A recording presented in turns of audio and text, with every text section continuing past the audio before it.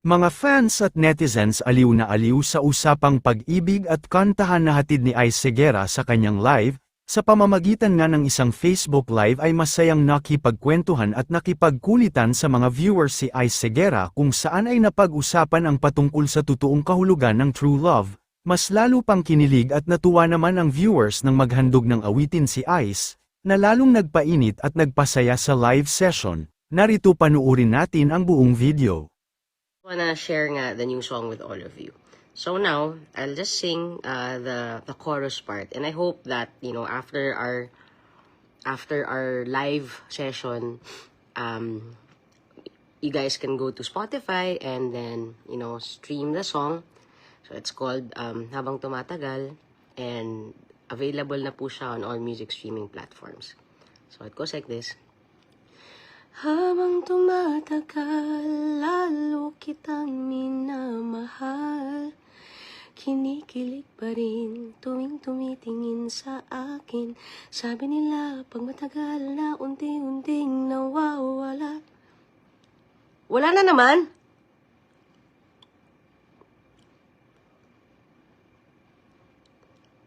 Muted na naman ba ako?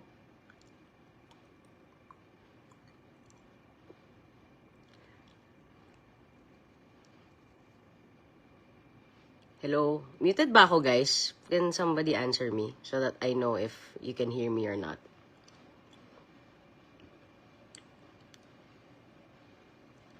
Anong balita? Can someone answer me if muted ako? Okay. So, yun. Nakakabitin. But yun, sana po, I really wish that you can listen to the new songs, not just Habang Tumatagal, but the songs na nasa profile ni Ice Seguera. So I'm sure you guys are already subscribed or listening to Iza Seguera. Syempre nandun yung mga pagdating ng panahon and everything. But I have another profile since I came out as trans. I'm called Ice Seguera now. So meron din pong profile yan. Marami rin po mga magagandang kanta na pwede niyong pakinggan. So, sana po, pakinggan niyo yung mga songs. Okay. So, kakantay ko na siya ulit. Sana naman, matuloy na to, di ba? Okay. Tamo? Habang tumatagal, lalo kitang minamahal. Kinikilig pa rin tuwing tumitingin sa akin. Sabi nila, pag matagal na unti-unting nawawala. Pero pagdating sa'yo, mas tumitibok ang puso ko. Yan. So, yun po yung Habang Tumatagal. Nakakalabas lang today. So, sana po ay mapahinggan ninyo. So, shout out po sa mga bagong dating. Hi, guys. Thanks, Bjorn. Sana, makanta nyo din. And madedicate nyo. Yan, sa mga taong mahal ninyo.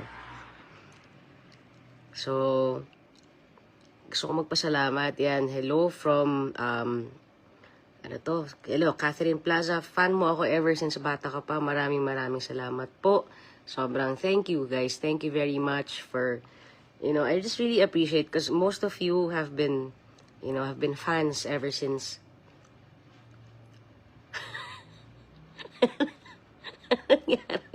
Paano nangyari yun? Wala akong pinipindot. I've been fans ever since I was a kid. So, and I'm 42 years old now. Imagine, guys, almost 40 years na kayong nagsusupport. So maraming salamat po sa inyo. Napakalaking bagay po niyan. Alam niyo po, sa industry na to, 'di ba?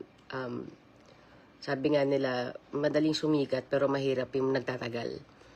And totoo po 'yun, sobra. But siguro isa ako sa mga masasabing blessed. Dahil mula noon hanggang ngayon, hindi niyo po ako iniwan. So, thank you po. Maraming salamat po talaga sa inyo. Yung mga dati, dating nanonood sa akin. Ngayon, iba, lola na, di ba? Pero nandiyan pa rin. So, sino po dito yung mga nakaabot ng pagdating ng panahon 25 years ago? I'm sure na naabutan niyo yun. And now, 25 years later, we released, of course, not just the 25th anniversary version of Pagdating ng Panahon, but also an EP. So, it's an extended play. And ito pong EP na to ay tinatawag naming Tamang Panahon. So, Tamang Panahon, siguro masasabi ko na ano siya, sagot siya sa pagdating ng panahon. 'Di ba kasi yung pagdating ng panahon parang umaasa ka pa lang. Alam mo 'yon, nangangarap ka na balang araw mararating mo or mamahalin ka ng taong mahal mo. Itong Tamang Panahon EP, sumakto ka na. Naabot mo na yung pangarap na yun at mahal ka na rin ng taong mahal mo. And nagsimula po, naglabas po kami nung first song ng EP namin, which is called Ikaw ang Wakas. Sa totoo lang, itong EP na to, itong Tamang Panahon EP na to is very special because kasama ko po dito ang aking hindi lang magaling na writer but amazing songwriter, si Liza. Alam nyo, I was really very surprised. Not surprised, but sobrang happy lang ako na hindi ko inakala na itong journey na to sa singing career ko, magkakasama kami. Because she writes amazing songs, guys. Sobrang sarap kantahin. So, nung naalala ko, si Liza, so she's a writer, okay? Like, ever since bata kami, mahilig na siya magsulat ng mga tula, ganyan. But of course, 'di ba? And right now she's writing scripts and everything.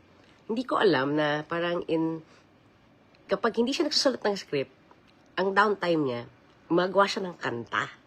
Okay? Gumagawa siya ng kanta.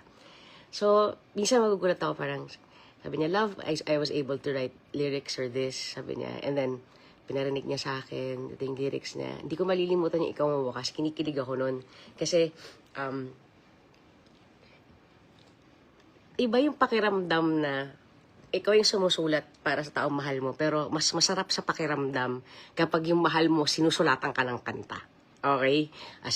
As in, bakit ako nagiging aso? Nakikita niyo ba to? Okay. Sinusulatan ka ng taong mahal mo. Ang sarap dahil naririnig ko, nararamdaman ko, yung nararamdaman niya para sa akin. Ang swerte lang din kasi dahil singer ako, I get to interpret the songs that she wrote for me. Sobrang, and siguro that's why this EP, Tamang Panahon, is very special because, ito yung collaboration talaga namin ni Liza, bilang songwriter siya at ako yung singer. And the songs here are basically is our life story. Alam mo, life story namin siya. Itong habang tumatagal, kung di ako nagkakamali, alam ko, nasulat niya to nung anniversary namin eh. Isa sa mga anniversaries namin. Kasi nga parang, hindi ko alam, baka tinititigan niya ako noon. Alam mo yun. Tapos parang, I'm so in love with ice. Diba? Sorry, love. Ako lang nandito. Pero, and siguro the process that we have, sabi nila, di ba, parang kapag mag-asawa, mahirap magka-work. Pero sa totoo lang, I mean, sa amin ni Liza, yes, minsan, pag nag-work kami, may mga diskusyon, parang hindi naman may iwasan yun, di ba? Kasi magkaiba kami ng utak eh. Pero, alam mo yun, kahit may mga heated discussions minsan, parang, we're always able to, find a way to really work together. Kasi, more than our differences, mas matimbang yung mga pagkakapare-pareha namin, yung kagustuhan namin to work together.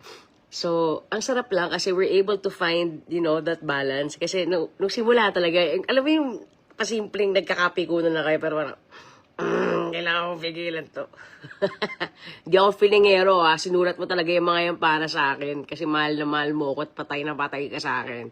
Hanggang text ka lang, hindi ka makapagsalita dito. Anyway. So yun, kaya Kaya sobrang siguro yon. Kaya I did this live because I really want to invite all of you to please listen to the EP, listen to the songs. Because at the end of the day, while it was our love story that inspired, Liza to write and for me to sing it, I'm sure hindi lang kami ang may mga ganitong kwento. Hindi lang kami yung may kwentong mas masarap habang tumatagal. Ay, mahirap yan, wakwak. Paano yung mahal ko may mahal ng iba? May kanta rin doon, parang gano'n, Pero mahirap yan. Baka ibang EP yan. Isipan natin yan, wakwak. Ito, pang good vibes tong mga kanta dito. Kasi nga, parang, I've always been known also to sing very sad songs. So, sa totoo lang, first time ko yata nagka-EP na talagang parang, yeah, happy, positive. Alam mo yun? But yeah. And of course, I wanna, gusto ko ring i-shout out, no? Yung mga kasama ko dito sa pagbuo din ng album. Of course, ang aking keyboardist, si Ivan Espinosa. Our guitarist, si Ping Bates. Ang aming bahista, si Oman Peradilla. Ang ating drummer na si Rickson Ruiz. And I think si Gibson Video also played here. So, sobrang happy lang ako. Ang sarap lang din na, alam mo yun, parang I really find myself really blessed because hobby ko tong singing alam mo yun. Pero to make people happy by just doing my hobby is like amazing, right? So maraming salamat. So yun po, I just want to thank all of you again for following and for just being there. And again, inuulit ko po, The Tamang Panahon EP is out now. It's on Spotify, Apple Music. We have the songs Ikaw Ang Wakas. Ito, the new one, we just released today, Habang Tumatagal. Tapos, Sa'yo Bumabalik is also part of that. And, syempre, nandun din yung Pagdating ng Panahon 25th anniversary version. So, yung mga nakapakinig ng 25 years ago version ng Pagdating ng Panahon, nag-release po kami ng bago na version ng Pagdating ng Panahon, of course, under Ice Segura profile on Spotify and all these musical platforms. And, sa darating na po na August 22nd, meron po akong concert kasama ang grupong Sessionistas. So, it's the Sessionistas, the playlist. It will be at the Soler Theater, August 22. You can get your tickets at Ticket World. Sana po ay magkita-kita po tayo doon. Sobrang saya niyan kasi, of course, pag magkakasama kami ng tropa, sobrang riot lang talaga. And ito talagang playlists. So, talagang lahat ng mga playlist natin mula pagkabata natin, nung tayo heartbroken, tayo na in love, tayo galit, or tayo whatever. Hopefully, marinig niyo yung mga awitin na yun na nandoon. And of course, I'll be in Australia this coming August.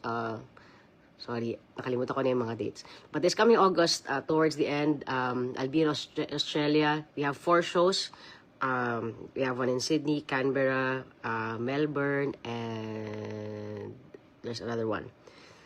Ayoko nang umalis kasi dito, baka ma-mute na naman ako.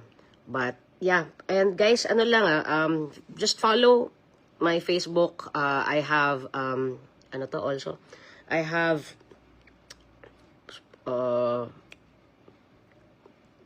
I have IG also.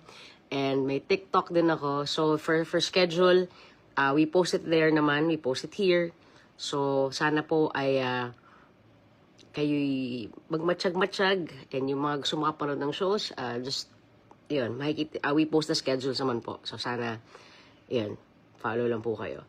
Again, maraming salamat po sa inyo, guys. Thank you for giving me your time today. And hopefully ay magkita-kita po tayo soon. Mabuhay po kayo, guys, and have an amazing night, everyone. Thank you. Bye, guys. Good night.